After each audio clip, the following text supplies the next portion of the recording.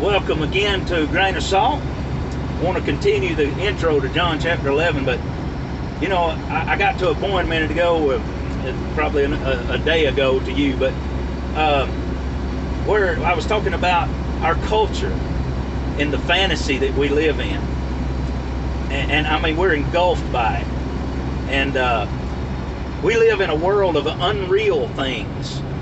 We live vicariously through movies and TV. I mean, we don't even go out and touch the trees or the nature around us. We watch TV shows where they do that, and that's fantasy. You know, it's time you go out and touch the trees and see the chipmunks and go fishing. You know, and enjoy life. And I know that's hard. I work a lot of hours myself, and it's hard for me to get that time to do that.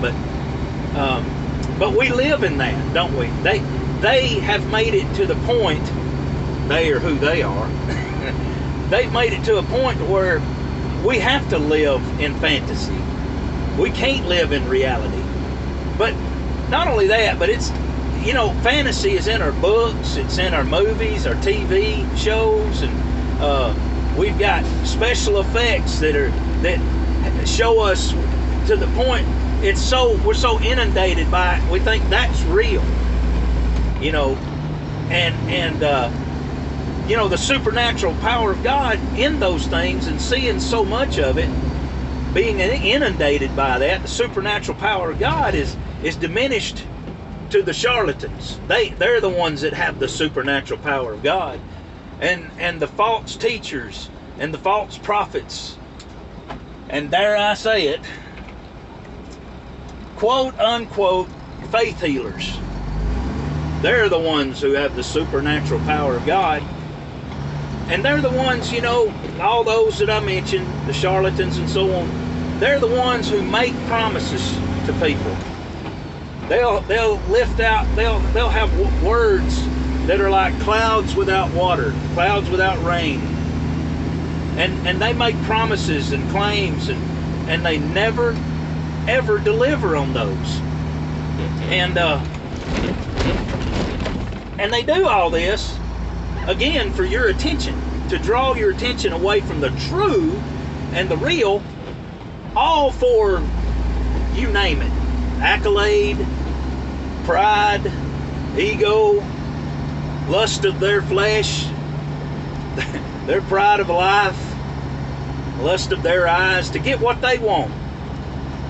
You know, if they can't produce it, they make it up so that they're going to get this. They're going to get it. Money, whatever. And they steal, rob, and kill, and destroy.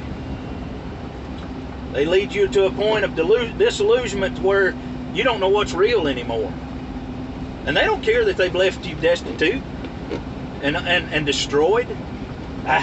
Anyway, you know, healings that never occur, and signs that are false and fake. You've seen it. You know what I'm talking about. Miracles that appear to be miracles and appear to be real, but they're lies. Resurrections that they claim they've done, and it's never been documented by a reputable source anyway. Never happened. And then you read something like John chapter 11, and how can Jesus compare?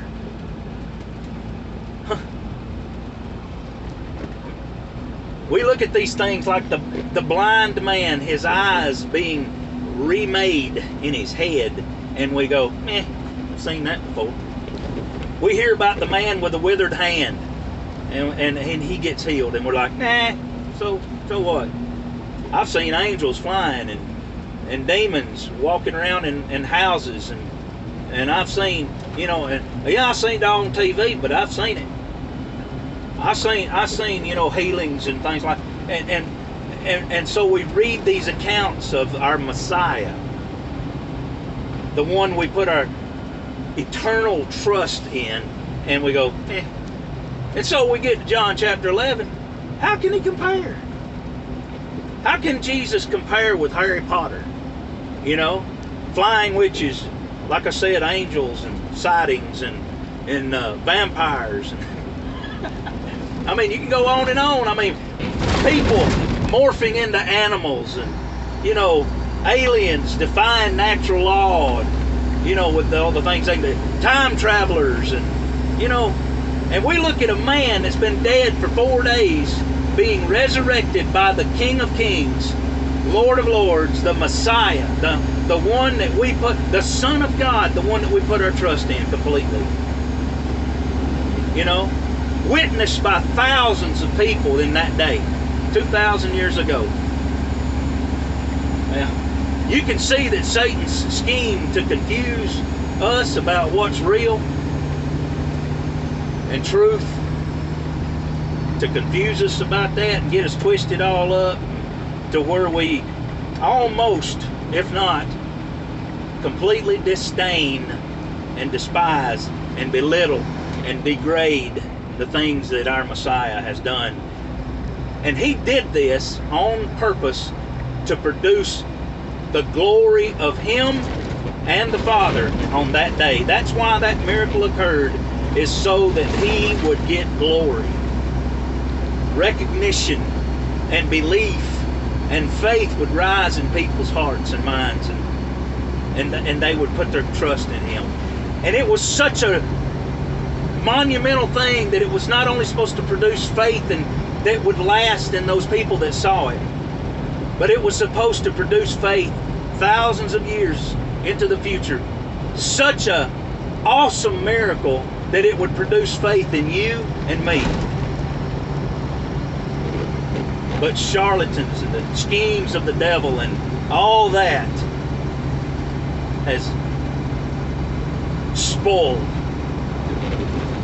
completely in the minds of a lot of people the faith that they could have when they read these things and see these things. But I'm going to tell you what a promise we learned in John 10. His sheep hear his voice, and the voice of the stranger they'll not follow.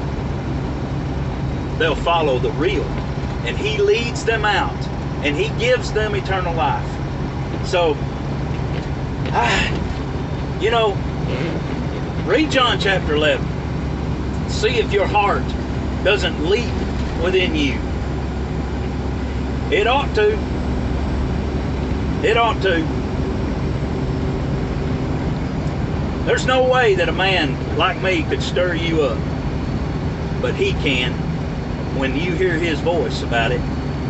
When you hear his voice, not mine. Remember the widows, orphans, and the poor. Love you.